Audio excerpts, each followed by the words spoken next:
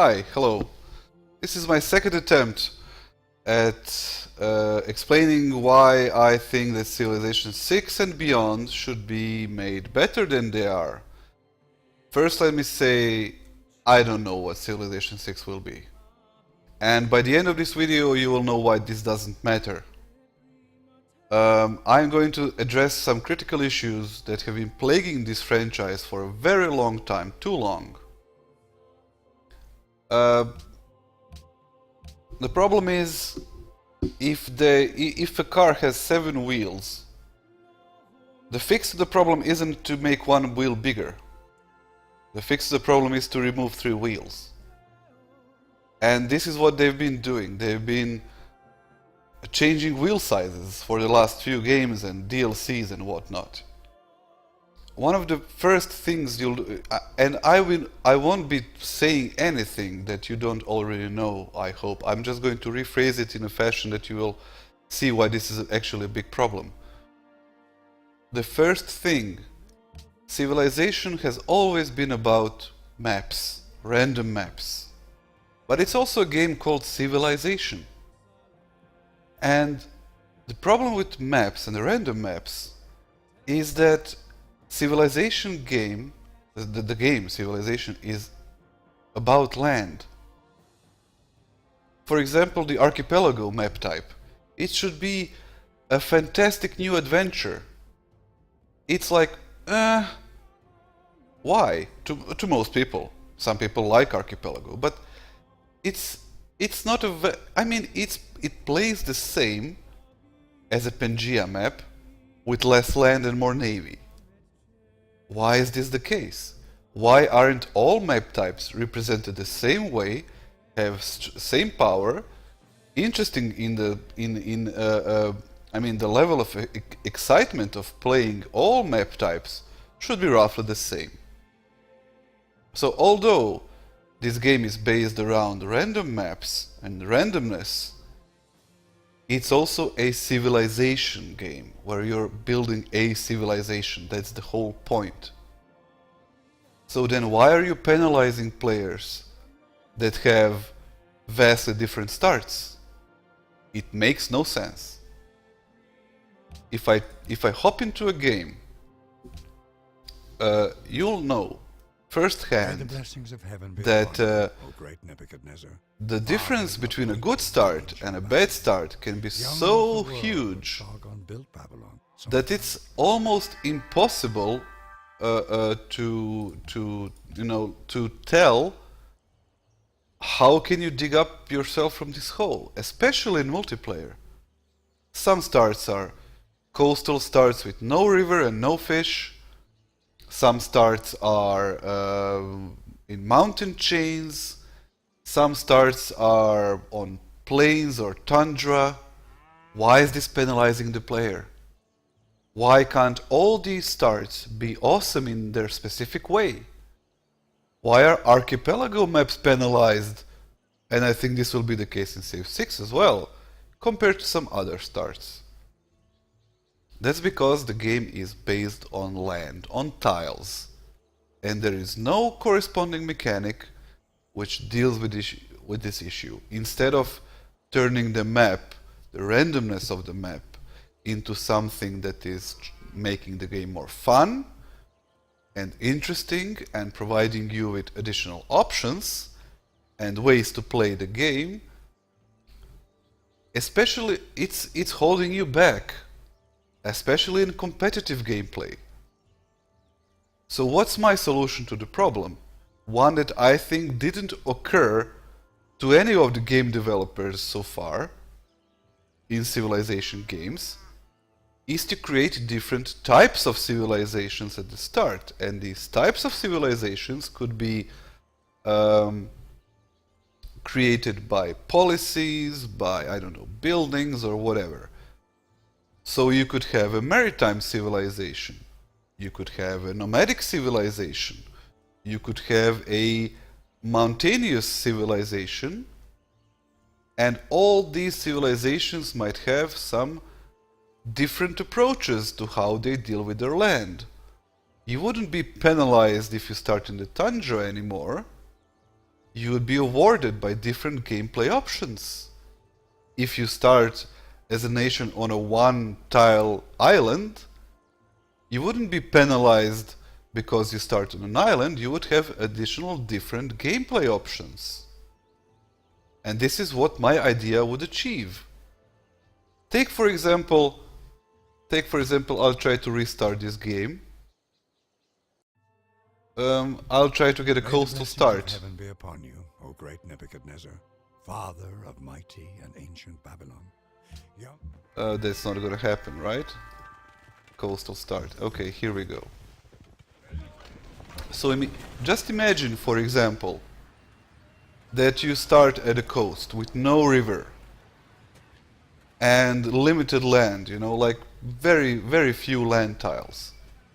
Why couldn't you have a policy that says, as long as your civilization owns more sea tiles than land tiles, all your science buildings produce 50% more science?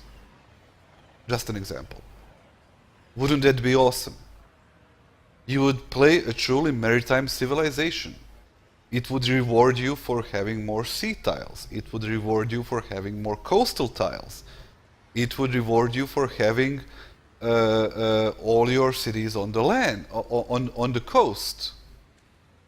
Of course, why are you forced into having an inland city for production if you're playing a maritime civilization? I mean, you could have both, and you know, you would be a combination of a maritime and builder civilization. Why? Sure, why not? But the map should provide you with a playground, and that playground you should be able to shape and form without being penalized for being on that part of the map. You should be penalized for poor gameplay, for poor choices. But you should have options, decisions and choices that enable you to empower that small patch of the land with your knowledge of the game, with your tactical skill. This is the first part. The second part is the second phase of the game, which already occurs in Civilization 5 and beyond. The phase 2 is when you're expanded, depending on a map type. It will be 2, 3, 4, 5 cities. After a turn, let's say after 100 turns, you have roughly reached the maximum expansion your empire can get without conquering any land from the enemies or other civilizations. And this is where the initial phase of exploration and empire and expansion stops, and the political game starts. This is where wars start, resource wars, land wars, diplomacy plays a huge part, and so on. Again, because of the original snowballing effect that I'm afraid will happen also in Civilization 6, but was always the case in previous iterations, the snowball effect of having poor or good land. This phase is basically just, it draws too heavily from the previous segments of the game. Instead, with my idea, you would have civilizations that reach the same level of advancement. Some will be one city, some civilization might be, 5 beautiful inland cities, some would be 3 coastal cities, but if the players are equally skilled, they could, when they reach the same threshold, they would be of roughly the same power, different values, but they would be able to compete in the second phase of the game, which is imperialism and diplomacy. That's what I mean when I say that decisions should have a meaning and there should be many options for the civilizations to reach this first critical phase, which is get to the point where the conquest of the world starts, either cultural, scientific, whatever. They shouldn't be penalized for having a crappy start or having poor land or being rewarded for rolling a good start. It should all even out before phase 2 starts. Even out as in not exactly the same, but exactly the same level or amount of options how to win the game in the next 200 turns. So, phase 2. Diplomacy, land grab, resource wars, and so on.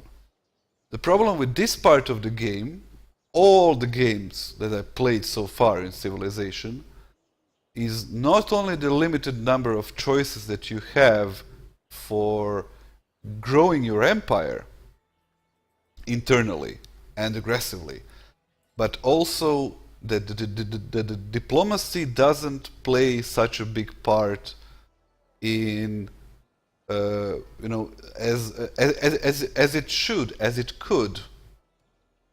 Instead, you are being forced into niche, you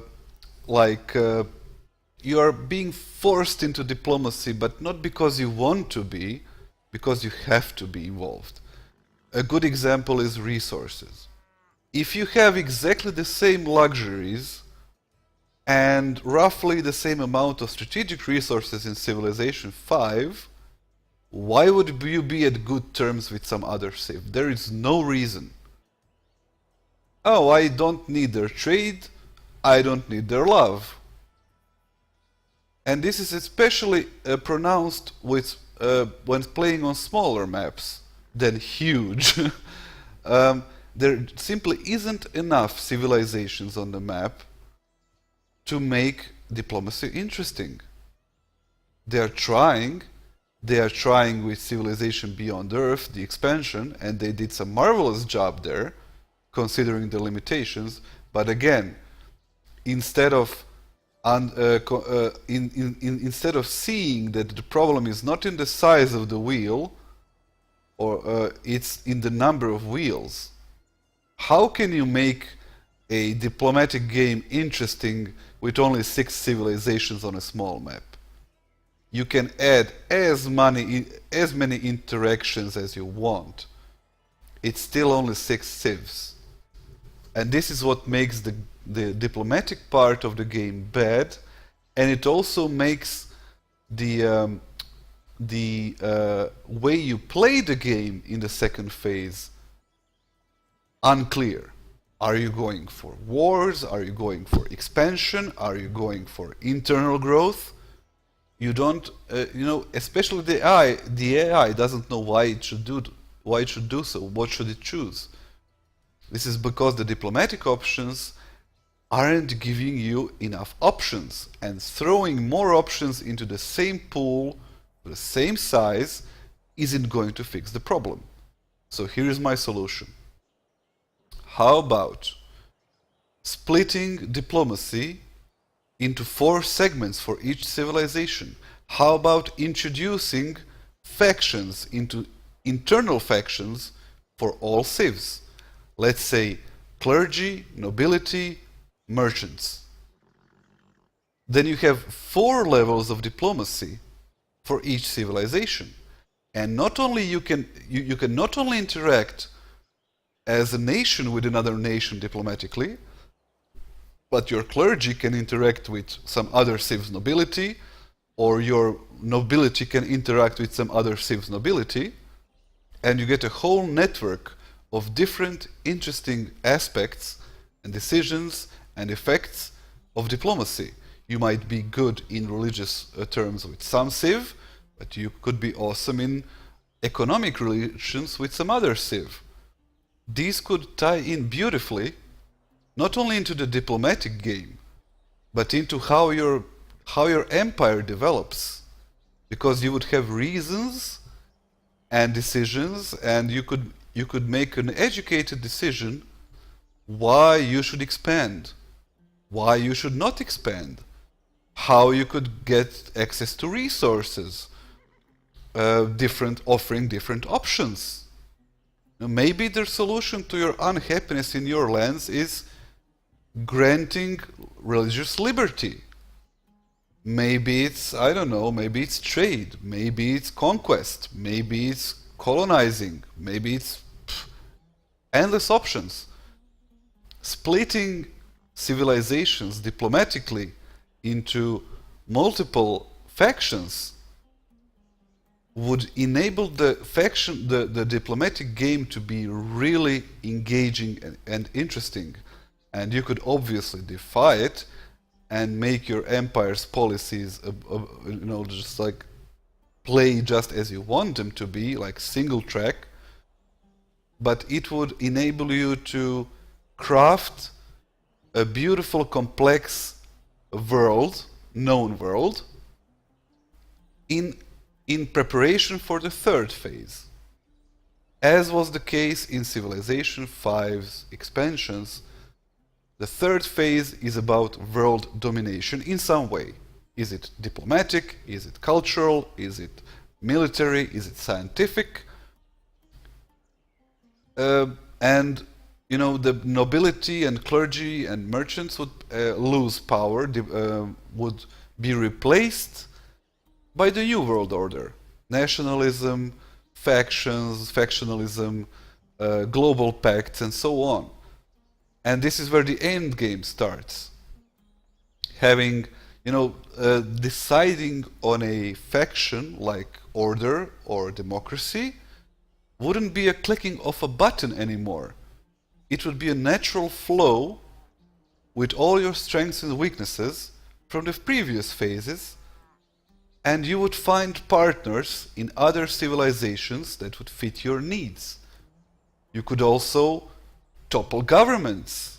You could, with the faction system, you could integrate other nations. You could attack other nations, make them join your bloc. Why not? This is where the end game is, right? Maybe introduce some group victory types. I mean, maybe it's a stretch. I don't know. Maybe it would be a poor game. But these two segments, so the splitting of these splits, these additional mechanisms for the first part of the game and the second part of the game would make the game so much richer. And when you combine these effects, you would have a nation that starts, a civilization that starts anywhere on the map. It could craft its own beautiful civilization, even if it's a one-tile island. And then it would enter diplomatic relations, rich diplomatic relations with other civilizations, played to its strengths from the previous era. Mercantile naval nations would play on their strength if they want to. They would create global powers, colonies, focus on trade, merchants, accept all religions, be a different actor in this game of Phase 2. And finally, all these individual nations that were building up to this point could attempt to either win single-handedly, like world conquest, or they could team up in some other aspect and simply be, use other people's strengths. Why couldn't a maritime civilization that started off with one island become the victor of the game by some completely different means that are in the game right now? Maybe it built an economic empire so strong that everything else pales in its way. No wars, no military, no science is as important as the economic grip this small island nation has on the world. Might be possible. This is why the conclusion. This is why from the screenshots and the videos that I'm watching about Civilization 6, I'm not convinced that they solved the core issues of the Civilization series. They added new mechanics, which are again land-based. They are not making it a civilization game where the civilization is what matters. It's a random map generator game where you happen to play a civilization. At least that's my view. And